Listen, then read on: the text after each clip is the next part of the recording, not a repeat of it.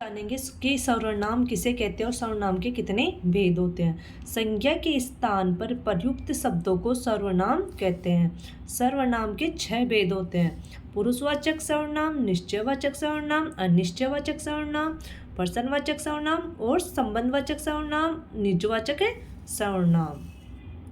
पुरुषवाचक सर्वनाम के 3 भेद होते हैं। उत्तम पुरुषवाचक, मध्यम पुरुषवाचक, अन्य पुरुषवाचक।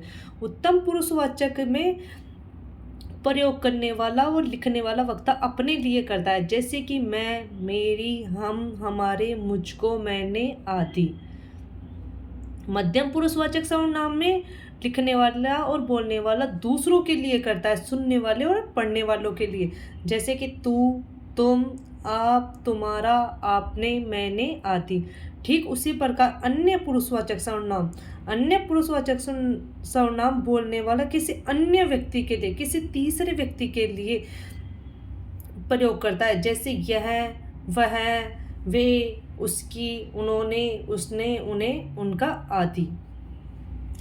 जैसे कि मध्यम पुरुषवाचक सर्वनाम है, जैसे कि एक उदाहरण देके समझाते हैं हम आप लोगों को कि जैसे हे प्रभु तू मेरी प्रार्थना कब सुनेगा। ठीक उसी प्रकार अरे नालायक तू अब तक कहाँ था। इस प्रकार हम मध्यम पुरुषवाचक सर्वनाम का प्रयोग करते हैं।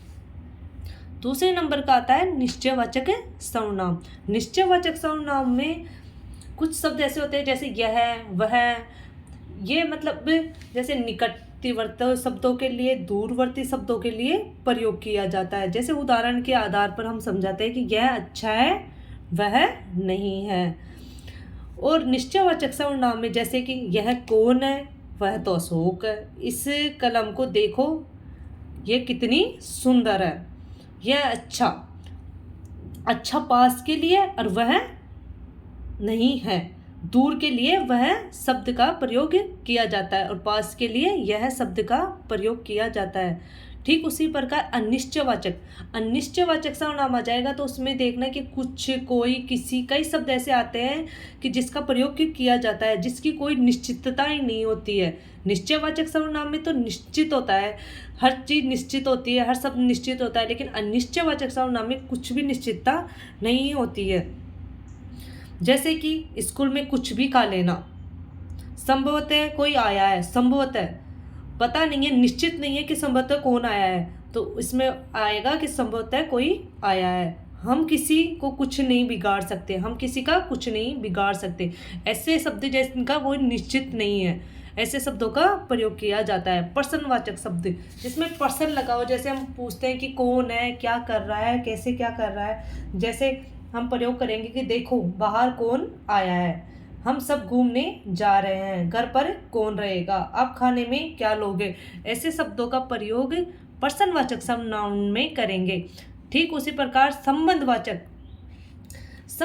सर्वनाम में जैसे कि हम जानेंगे कि वे सर्वनाम जिसमें किसी अन्य या किसी सर्वनाम के साथ संबंध या कुछ प्रकट होता है, जैसे कि उदाहरण के तौर पर बताया जाता है कि जैसा करोगे वैसा भरोगे, जिसकी लाठी उसकी भैंस, जो परिश्रम करेगा वह सफल होगा, हर किसी का जैसा करोगे वैसा भरोगे, इसका संबंध जैसा करोगे वैसा भरोगे इसके साथ है। जिसकी लाठी उसकी भैंस, एक मुहावरा आता है जिसकी लाठी उसकी भैंस, इसका संबंध जिसकी लाठी से उसकी भैंस से है। लास्ट का आएगा निजवाचक सर्वनाम। निजवाचक सर्वनाम में जैसे स्वयं के लिए, अपने लिए, निजवाचक सर्वनाम बोलने वाला स्वयं के लिए प्रयोग करता है। जैसे कि आप जानते हो स्वयं के लिए, हमें अपना कार्य स्वयं करना चाहिए, मैं अपना कंबल स्वयं लेके जा रहा हूँ, हम अपने देश के लिए बलिदान करने के लिए खुद ही तत्पर है, मैं स्वयं का आऊँगा। जैसा कि आप लोग कंफ्यूज हो गए कि पुरुषवाचक सर्वनाम और निश्चयवाचक सर्वनाम में, उत्तम पुरुषवाचक सर्वनाम में भी उसमें बोलने वाला वक्ता होता है, जबकि इसमें खुद स्वयं अपना कार्य स्वयं करता है, तो दोनों में कोई कंफ्यूजन नहीं है। ठीक है, आज की क्लास हम यही समाप्त करते हैं। नमस्ते।